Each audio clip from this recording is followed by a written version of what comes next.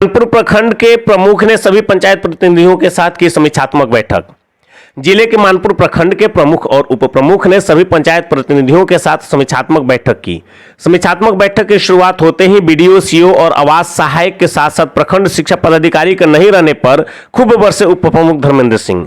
उन्होंने कहा कि ये लोग अपने अपराध और भ्रष्टाचार को छुपाने के लिए बैठक से गायब हो जाते हैं।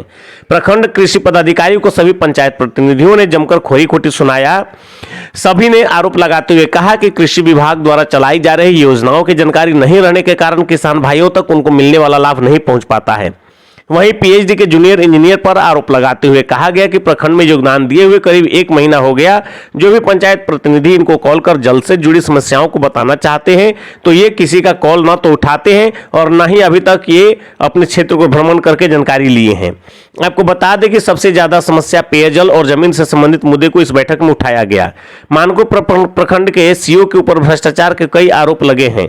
बैठक में शामिल एक प्रतिनिधि ने उन पर आरोप लगाते हुए कहा कि एक ही प्लॉट के 4 लोग जमीन यदि खरीदे हैं, उसमें से एक ने रुपए के दम पर दाखिल खारिज करा ली, बाकी लोगों का दाखिल खारिज आज तक नहीं हो सका।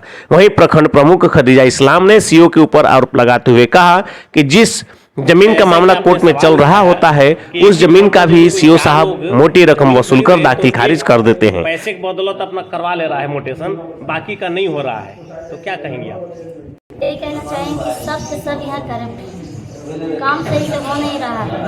एक का मोटिशन हो जा रहा तो 3 ऐसे रह जा रहा है, 2 का हो जा रहा तो 1 ऐसे रह जा रहा है, ऐसे ही लगाई हुआ। तो आप सीओ के खिलाफ क्या एक्शन लेने जा रही हैं? मीटिंग में इसी से वो लोग भागे हुए रहते हैं। मतलब मीटिंग में आना चाहिए, सवाल करेंगे तो जवाब कौन देगा? भ्रष्टाचार से लोग भागे रहते हैं जी, कि हम उसमें गिर ना जाए। जी जय। तो आप क्या एक्शन लेने जा रही हैं? आप अध्यक्ष हैं।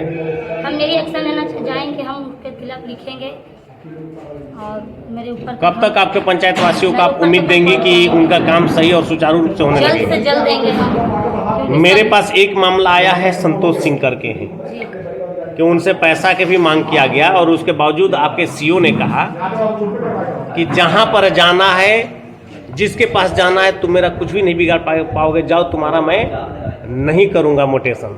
क्या कहेंगे? ये बात आपको भी जानकारी है? जी। तो जानकारी है तो आपने क्या उनके लिए एक्शन लिया?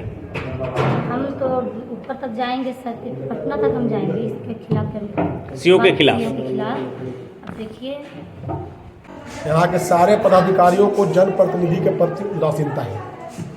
शुरू में संख्या कुछ थी, उसके बाद कुछ हुई, आज डम न डम। कुछ लोग जो अपने आप को मैंने समझते हैं कि मीटिंग का क्या महत्व है, वो मीटिंग में आते हैं, अदरवाइज इस मीटिंग का वो दरकिनार कर लेते हैं। और आ गई जो और पूर्व की संपुष्टि में, तो जो पिछले मीटिंग में जो मैंने कार्य के बारे में किया गया, उसका हम लोग एक दूसरे में समीक्षा किए, कहाँ क्या काम किया गया है, कहाँ काम और कितना करना है। सबसे पहले तो मेरा दुर्भाग्य है कि हमारे बीपीआरओ साहब ने उस जो प्रोसीडिंग यहाँ पे तैयार होता है उसको आगे उन्होंने बढ़ाया नहीं। अगर उन्होंने बोला है कि हम 1 से 2 दिन में उनको मेल कर दे रहे हैं अपने वरीय पदाधिकारी को, उसके बाद वरीय पदाधिकारी से मिल के उस पर कार्रवाई करने की मांग करेंगे। साथ ही साथ वो जो पदाधिकारी जिस विभाग से जुड़ा हुआ है उस विभाग के मंत्री से मिलकर मैंने उस पर 100% ये मैंने कोशिश करेंगे कि उस पर करेंगे। आपने सही बोला कि मैंने बच्चा ही किसी देश का भविष्य होता है, लेकिन यहाँ के जो पदाधिकारी शिक्षा विभाग से जुड़े हुए हैं, मेरे ख्याल से अभी खुद उनमें शिक्षा की कमी है, या उनके समकक्ष या उनके वरीय पदाधिकारी से वो किस प्रकार का ज्वेलर्स है, या कुछ पूर्व में उन्होंने उस तरह घोटाला किया है जिसका उजागर ना हो जाए, इससे ही मीटिंग में आने से वंचित होते हैं। कहीं ना कहीं कुछ कमियां तो हम जनप्रतिनिधियों में भी है।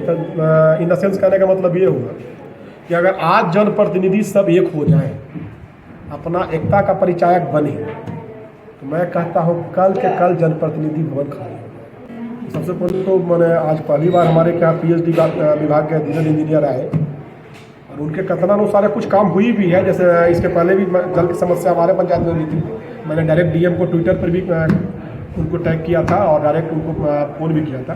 तो मेरे क्या लगभग पंचायत के आधे जगहों पर कार्रवाई हुई, चापाकल बना, कुछ सभी चिन्हित बचा हुआ है जिसपे उम्मीद है कि हो जाएगा। देखिए, सबसे पहली बात तो आज मैंने भरी समाज में आप लोग भी बैठे थे, मैंने कहा कि प्रधानमंत्री आवास योजना में गड़बड़ी नहीं, गड़बड़ घोटाला हुआ। यहाँ अपने वरीय पदाधिकारी, एक कनीय पदाधिकारी और कुछ जनप्रतिनिधि भी हैं जो उसमें जुड़े हुए हैं, उनके माध्यम से ये करके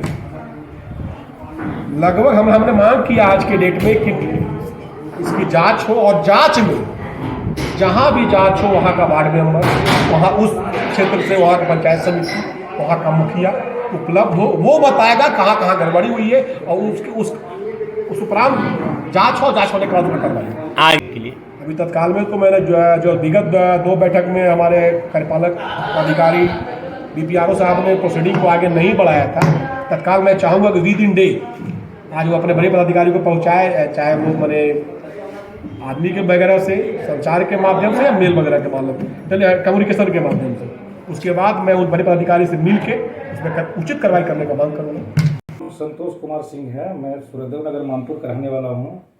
मैं 25 डिसमिल ज़मीन मानपुर मस्तलीपुर में लिया था, जिसमें मामला टाइटल चल रहा है, और उसी अवस्था में सीओ साहब ने 34 लोग को मोटेशन कर दिए। जो कि मैं पूछा भी कि जब इस मामले में टाइटल चल रहा है तो फिर आप इस ज़मीन को फिर मेरा कैसे आपने रिजेक्ट कर रहे हो, मेरा भी मोटेशन होना चाहिए। तो ये कह के हमको रिजेक्ट किया जाता है कि ये ज़मीन टाइटल में चल रहा है। तो मैंने पूछा भी कि भाई जब टाइटल में चल रहा है तो इन लोग 34 लोगों को आप कैसे मोटेशन कर रहे हैं, तो आपसे मोटा रकम लिया जाएगा। तो मैं बोला कि भाई मोटा रकम के मतलब कितना दिया जाए। मैंने सीओ साहब ने आपसे मोटी रकम हाँ, मोटा रकम मांगने थे। मैं बोला कि कितना चाहिए, तो बोलते हैं कि 10 लाख रुपए लेंगे। मैं बोला कि साहब 10 लाख रुपए आपको चाहिए, तो अगला भी कहता है कि 10 लाख रुपए चाहिए, और आप भी कहते हैं कि 10 लाख। अगला व्यक्ति कौन? ये मकसूदन है। अच्छा। इन लोगों का ग्रुपिंग चलता है, और ये कह के हमको किया जाता है कि आप बाहर के रहने वाले हो, क्योंकि हमने पैतृक गाँव हमारा औरंगाबाद जिला में पड़ता है, और ये समझ के कि यहाँ पर अकेला आदमी है, क्या कर लेंगे हमको। सीओ साहब को मैंने इस बात को बोला भी, तो बोलते हैं कि जहाँ आपको उखाड़ना है उखाड़ लीजिए, हमको कोई आपसे कोई डर नहीं है, क्योंकि हम लोग पैसा दे के आते हैं, पैसा लगेगा तब आपको मोटेशन किया जाएगा। ये मेरे साथ इनके अन्याय। तो आपकी इसकी लिखित सूचना कहाँ दी है? मैंने डीएम साहब को भी दिया हूँ, प्रमुख मैडम को भी दिया हूँ, मैं एसपी साहब को भी दिया हूँ। तो एसपी साहब भी इस पर जांच में थाना से जांच भी करवाए हैं, जिसमें स्पष्ट लिखा हुआ है कि संतोष सिंह को ही जमीन को बेच कर इनको मोटेशन कराया जा रहा है। इस तरह से इनकी कहानी है।